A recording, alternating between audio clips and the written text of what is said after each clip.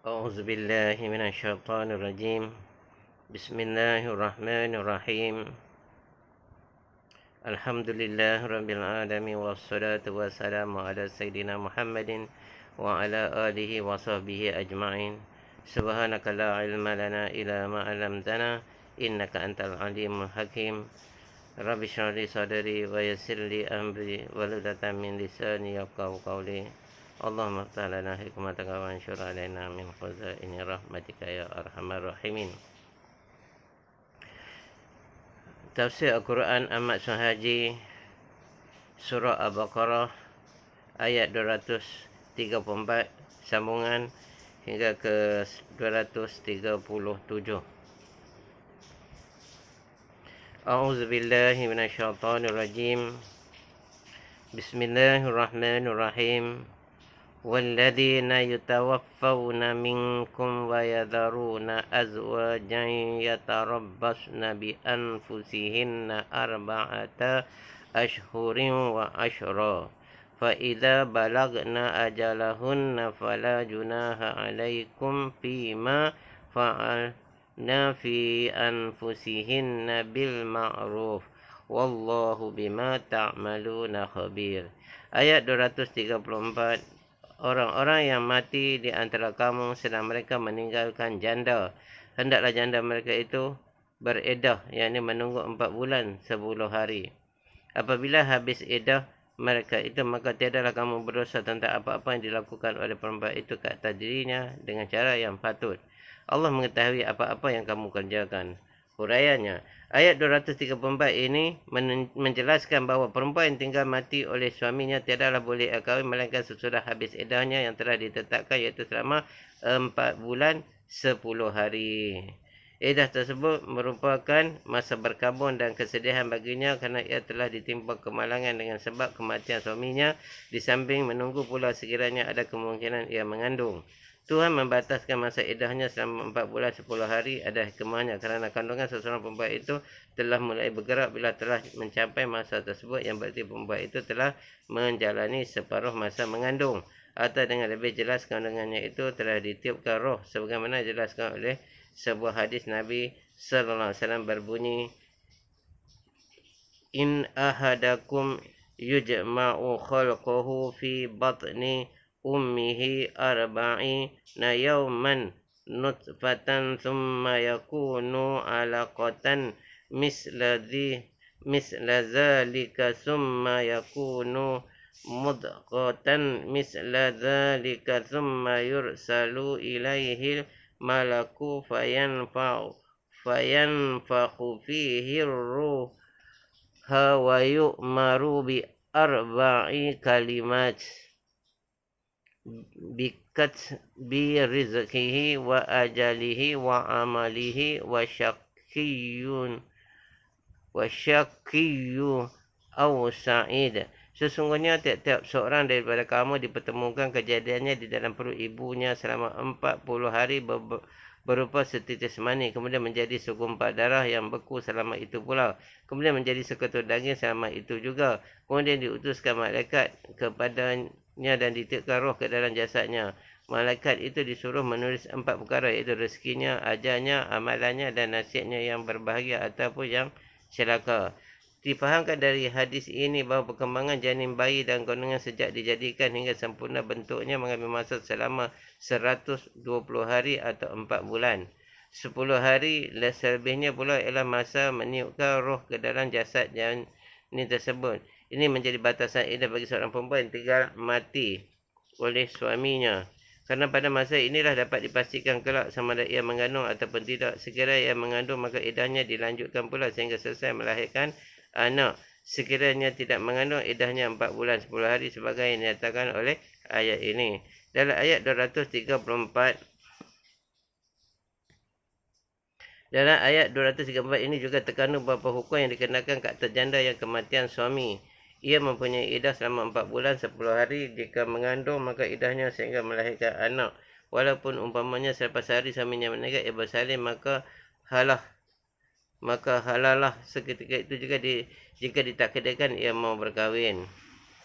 Wajib bagi janda yang kematian suami berkabung. Caranya, meninggalkan berhias diri seperti memakai harum-haruman, meminyakkan rambut, berbedak dan bercelak. Kiranya mustahak sangat celak itu baginya boleh dipakai pada waktu malam, tetapi kemudian mesti dibuang pada waktu siangnya. Dan juga dilarang memakai perhiasan badan seperti kalung, gelang, cincin dan memakai sutra atau bersulam dengan sutra dan pakaian berwarna-warni. Kecuali pakaian warnanya tidak mendatangkan kecantikan seperti warna hitam, biru dan putih. Sama ada pakaian itu dibuat dari kapas ataupun bulu pakaian seperti ini tidak dilarang. Berkabung ini diwajibkan ke atas janda yang kematian suami dan lamanya berkabung sama idahnya masa berjalan. Tetapi haram bagi perempuan berkabung lebih dari 3 hari disebabkan kematian orang lain yang bukan suaminya. Sebagaimana dijelaskan dalam sebuah hadis Nabi SAW yang berbunyi, La yahillu lim ra'atin tu'minu billahi wal yawmil akhiri an tahidda ala maitin fauqa salasin illa ala zawjiha arba'ata ashhurin wa ashra. Haram perempuan yang beriman dengan Allah dan hari kemudian berkabung di atas orang mati lebih dari 3 hari kecuali terhadap suaminya hendaklah berkabung selama 4 bulan 10 hari. Pada ayat yang berbunyi فَإِذَا بَلَغْنَا أَجَلَهُنَّ فَلَا جُنَاحَ عَلَيْكُمْ فِيمَا فَعَلْنَا فِي أَنفُسِهِنَّ بِالْمَعْرُوفِ. Apabila habis iddah mereka itu, maka tiadalah kamu berdosa tentang apa-apa yang dilakukan oleh perempuan itu ke atas dirinya dengan cara yang patut. Maksudnya kamu tiada berdosa di sini ditujukan kepada wali perempuan yang menguruskan akad nikah. Dan maksudnya secara yang patut ialah seperti berhias, memakai minyak rambut atau berbuah yang harum, berpindah dari tempat yang ditinggalinya selama ia di dalam iddah, ataupun dimaksud berkahwin dengan orang yang ada keharusan mengawininya, atau ditakwilkan berkahwin dengan nikah yang halal dan baik, iaitu dengan berwali. Tiada sah akad nikah perempuan yang naik dengan sendirinya, kerana mengikut Asy-Syafi'i tiada sah nikah melainkan dengan wali. Pada akhir ayat sebagai ugutan disebut bahawa amat buruk padanya orang yang melanggar peraturan Allah, kerana Allah mengetahui akan hakikat amalan tiap-tiap orang. ولا جناح عليكم فيما أردتم به من خطبة النساء أو أكننتم في أنفسكم علم الله أنكم ستذكرونهن ولكن لا تواعدوهن سرا إلا أن تقولوا قولا معروفا ولا تعزموا عقدة النكاح حتى يبلغ الكتاب أجله wa'lamu annallaha ya'lamu ma fi anfusikum fahdharuh wa'lamu annallaha ghafurun halim. Ayat 235, tiadalah berdosa kamu meminang perempuan itu dengan sindiran atau kamu sembunyikan dalam hatimu. Allah mengetahui bahawa kamu akan menyebutnya kepada perempuan itu, tetapi janganlah kamu menjanjikan kepadanya dengan rahsia perihal kahwin, melainkan hendaklah kamu sebut perkataan yang patut. Janganlah kamu bercita-cita berakad nikah melainkan habis iddahnya. Ketahuilah bahawasanya Allah mengetahui apa-apa yang ada dalam hatimu, maka hendaklah kamu takut akan dia, dan ketahuilah bahawasanya Allah Maha Pengampun lagi Penyantun.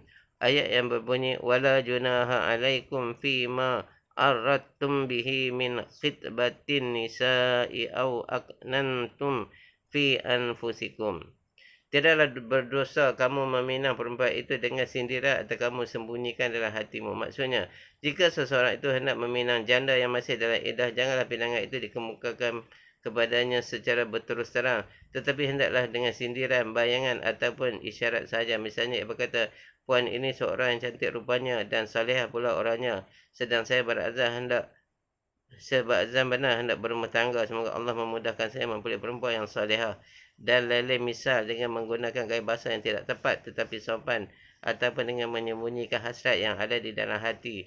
Tiada dilahirkannya dengan rangkaian kata-kata, hanya dilakukan misalnya dengan melawat-lawat ke rumahnya, atau memberi salam atau memberikan satu hadiah kepadanya.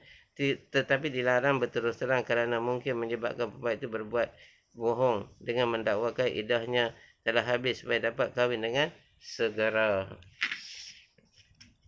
3 macam perkara yang pinang meminang perempuan. Pertama, pinangan secara isyarat atau secara berterus terang boleh dilakukan kepada perempuan yang tiada bersuami dan tiada beriddah. Yang kedua, pinangan secara isyarat atau secara berterus terang tidak boleh dilakukan sama sekali kepada perempuan yang sudah dipinang oleh lelaki lain atau perempuan yang sedang dalam iddah yang masih boleh dirujuk oleh bekas suaminya. Kerana meminang perempuan yang sedemikian akan mendatangkan pertengkaran. Ketiga, peminangan dengan isyarat saja boleh dilakukan ke atas perempuan yang bercerai mati, bercerai talak 3, bercerai tebus talak dan bercerai dipisah fasaq yang kesemuanya masih lagi di dalam iddah. Tetapi perempuan-perempuan ini jika telah habis iddahnya bolehlah dipinang dengan cara berterus terang. Allah mengetahui akan hasrat hati seseorang terhadap perempuan yang hendak dipinangnya. Tidaklah ia menjadi larangan, tetapi yang dilarang ialah menjanjikan kepada perempuan itu hendak mengahwininya. Kecuali jika membahasakan dengan cara yang patut, iaitu dengan memberitahukan walinya dan mengungkapkan pinangannya itu setelah selesai iddahnya. Allah pengampun lagi penyantun, yang ini tidak menyegerakan siksanya kepada orang yang derhaka kepadanya. Bahkan dengan adanya sifat penyantun itu ditutupinya kesalahan hambanya. La junaha alaikum in talaqtumun nisaa ma lam tamassuhunna aw tafridu lahunna faridah. وَمَتِّعُوهُنَّ عَلَى الْمُوسِعِ قَدَرُهُ وَعَلَى الْمُقْتِرِ قَدَرُهُ مَتَاعًا بِالْمَعْرُوفِ حَقًّا عَلَى الْمُحْسِنِينَ. Ayat 236. Tidaklah kamu berdosa jika kamu ceraikan isterimu sebelum mereka itu kamu sentuh atau sebelum kamu tetapkan mas kahwin untuk mereka. Berilah mereka kegembiraan, muta'ah, orang kaya secara kekayaannya dan orang miskin secara kemiskinannya, iaitu pemberi menurut yang patut sebagai kewajipan atas orang-orang yang berbuat kebaikan. Urayanya, Allah tidak melarang seseorang itu menceraikan isteri yang belum disentuh, belum disetubuhi. Allah memakai bahasa yang halus dan sopan di dalam ayat ini juga yang belum ditetapkan mas kahwinnya, yakni ketika berangkat nikah ia tidak menetapkan berapa banyak mas kahwinnya. Tidak adanya larangan di sini tentunya setelah ditinjau dari segi bahawa tindakan berpisah antara suami dan isteri itu difikir lebih sesuai daripada menahan isteri yang akibatnya akan mendatangkan penganiayaan atau bahkan menyusahkan di hari kemudian. Bila berlaku perceraian demikian, maka si suami hendaklah memberikan muta'ahnya, iaitu pemberian sagu hati untuk menyukakan hati perempuan itu. Muta'ah itu diukur mengikut makam lelaki kedudukannya dan mengikut cara yang patut. Yang kaya mengikut makam kekayaannya, yang miskin mengikut kadar kemampuannya, dengan tidak menyusahkan mana-mana pihak.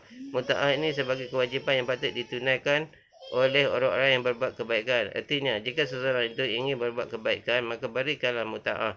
Kerana berbuat kebaikan itu adalah sifat orang mukmin. Hukum-hukum yang terkandung di dalam ayat ini. Pertama, jika seseorang itu mengawini perempuan tetapi belum lagi ditetapkan mas kahwinnya, sahlah nikahnya. Kemudian apabila diceraikan sebelum disentuhnya, wajiblah ia memberi muta'ahnya sagu hati. Kedua, perempuan yang dicerai sesudah disentuh tidaklah hanya baginya muta'ah, tetapi dengan sendirinya ia sudah berhak menuntut sepenuhnya mahar misil. Adapun mahar misil ini adalah mas kahwinnya yang semisal dengan perempuan itu, iaitu jika dara, mas kahwinnya yang semisal dengan dara. Jika janda, mas kahwinnya semisal dengan janda. Dan jika ada kelebihan lain seperti seorang yang terpelajar umpamanya, hendaklah mengikut tarafnya. Dan pada itu mengikut pendapat Asy-Syafi'i yang mutamat, sekalipun isteri telah diberi mahar atau mas kahwinnya, bila diceraikan diwajibkan juga memberi muta'ahnya berdasarkan ayat walil mutallaqati mata'um bil ma'ruf. Perempuan yang diceraikan itu berhak mendapat kegembiraan muta'ah dari suaminya secara patut. Surah Al-Baqarah ayat 241 yang akan datang kelak. Ketiga, kesimpulan kadar muta'ah yang telah ditetapkan oleh ayat ini bergantung kepada keadaan suami. Yang kaya mengikut kekayaannya, yang miskin mengikut kadar yang ia terdaya. Terserahlah kepada pertimbangan yang adil, samalah kedudukannya dengan kadar memberi nafkah yang telah diwajibkan oleh Allah ke atas para suami terhadap isterinya. Wa in talaqtumuhunna min qabli an tamassuhunna wa qad faradtum lahunna faridatan fanisfu ma faradtum illa an ya'funa aw ya'fu walladhi biyadihi uqdatun nikah wa an taqfu aqrabu littaqwa wa la tansawul fadla bainakum innallaha bima ta'maluna basir. Ayat 237, jika kamu menceraikan mereka itu sebelum kamu sentuh, sedang kamu telah tetapkan satu mas kahwin untuk mereka, maka bagi perempuan itu 1/2 daripada yang kamu tetapkan itu. Kecuali jika perempuan itu memaafkan, membiarkannya atau maaf yang terbit dari si laki yang mempunyai kekuasaan berangkat nikah. Hendaknya kamu maafkanlah kerana maaf itu lebih hampir kepada takwa. Janganlah kamu melupakan kurnia pemberian sesama kamu. Sesungguhnya Allah Maha melihat akan apa-apa yang kamu kerjakan. Huraiannya, Allah menjelaskan jika seseorang itu menceraikan isterinya sebelum menyentuhnya dan ia telah menetapkan besarnya mahar, maka wajib dia memberi 1/2 dari mahar itu kepada isterinya tersebut. Kerana mahar itu adalah hak milik isteri. Kecuali jika isterinya memaafkan yang membiarkan mahar yang telah menjadi hak miliknya itu dengan memberi pula kepada suaminya umpamanya, atau suami yang memaaf dengan memberikan maharnya, itu bukan saja memberikan 1/2, bahkan memberi sepenuhnya atau kesemua sekali kepada isterinya, sesuai dengan kedudukannya sebagai orang yang di tangannya terletak kuasa berangkat nikah, padan dan layak jika ia berbuat demikian. Tetapi Allah melanjutkan firman-Nya, wa anta'fu aqrabu littaqwa, hendaknya kamu maafkan lah kerana maaf itu lebih hampir kepada takwa. Firman ini ditujukan kepada kedua-dua suami dan isteri tersebut, iaitu suatu suruhan. Hendaklah masing-masing itu saling bertolak ansur tentang hak dan tuntutannya dalam perkara mahar. Kemudian Allah mengingatkan lagi dengan firman-Nya, wala tansawul fadla bainakum, janganlah kamu melupakan kurnia pemberian sesama kamu. Maksudnya Allah mengingatkan kepada kedua suami isteri yang bercerai atau berpisah itu dengan anjuran agar masing-masing menjadi orang yang bersifat pemurah, berhati mulia dan berbudi pekerti yang tinggi. Iaitu kalau dia sebagai suami, berikanlah mahar isterinya itu dengan cukup, dan kalau dia sebagai isteri, berikanlah bagi yang telah menjadi miliknya maharnya sebagai pemberian pula kepada suaminya. Innallaha bima ta'maluna basir. Sesungguhnya Allah Maha melihat akan apa-apa yang kamu kerjakan. Yakni Allah Maha mengetahui tentang kemaafan kamu. Berikan sesama kamu di dalam perkara menuntut hak yang menjadi tanggungan masing-masing. Tiadalah hal yang demikian itu tersembunyi di sisi Allah, dan pasti akan mendapat balasannya yang baik. Mudah-mudahan apa yang kita baca dan dengar tadi mendapat taufik dan hidayah daripada Allah untuk kita amal dan kita sampaikan, insya-Allah. Subhanakallah bihamdihi, subhanakallah bihamdika, asyhadu an la ilaha illa anta, astaghfiruka wa atubu ilaik. Amin.